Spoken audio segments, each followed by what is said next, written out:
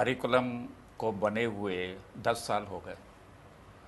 हर 5 वर्ष के बाद शिक्षा की जानकारी दुगनी हो जाती है, परंतु बच्चों को वो बासी जानकारी दी जा रही है और उनके मस्तिष्क में इस दृष्टि से सड़ान पैदा हो रही है।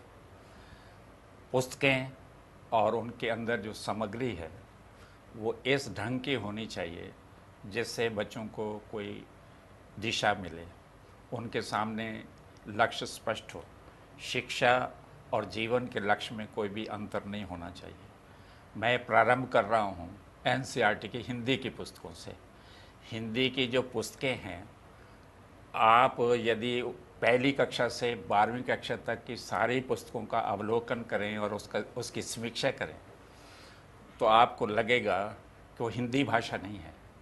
उसमें 180 शब्द ठेठ अंग्रेज़ी के हैं, 172 शब्द उर्दू के हैं।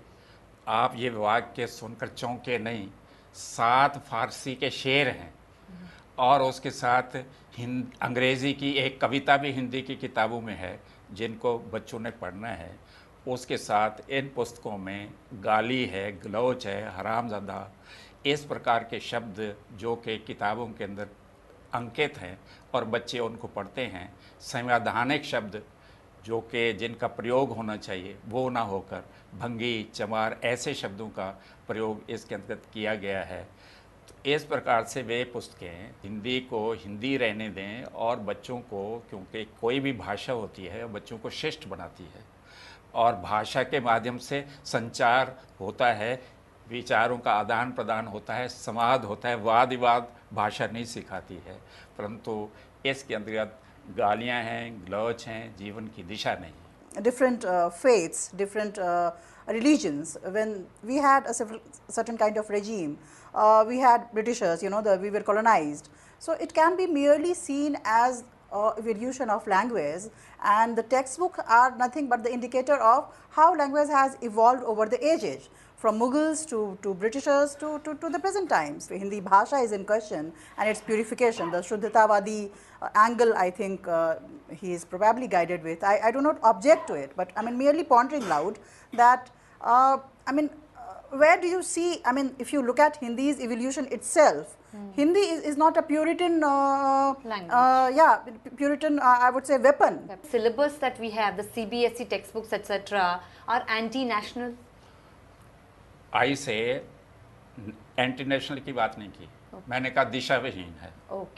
दिशाविहीन में और इस प्रकार से एंटी नेशनल में बड़ा अंतर है कि the education of each and every country should be rooted to its culture and it should be wedded to growth. शिक्षा में संस्कृति और समृद्धि, सर्व शिक्षा अभियान में हर बालिका को, हर बालक को विद्यालय में होना चाहिए। RTE बना, राइट टू एजुकेशन, उसमें ये कहा गया कि 6 साल के बच्चे को विद्यालय में जाना चाहिए। ये कविता कहती है, पहली क्लास की कविता, 6 साल की छोकरी भर कर लाई आम की टोकरी, गली गली में घूमती, ले लो आम ले लो आम, मैं आई हूँ बेचने आम। तो क्या ये पढ़ाया जाना चाहिए? और जो कि कानून के खिलाफ है और जो कि सर्व शिक्षा अभियान के खिलाफ है। That at least textbooks should be sanitized to some extent where unparliamentary words. I know we all are aware of our social reality. जितने भी मजहब हैं, धर्म हैं, उन सब की अच्छी बातें Exactly. बच्चों को पढ़ानी चाहिए। वास्तव में आइडियल यही है। शिक्षा में अगर मूलचूल परिवर्तन करना है तो इसलिए सभी धर्मों की, सभी मजहबों की जो अच्छी अच्छी बातें हैं इस देश में बच्चों को पढ़ानी चाहिए।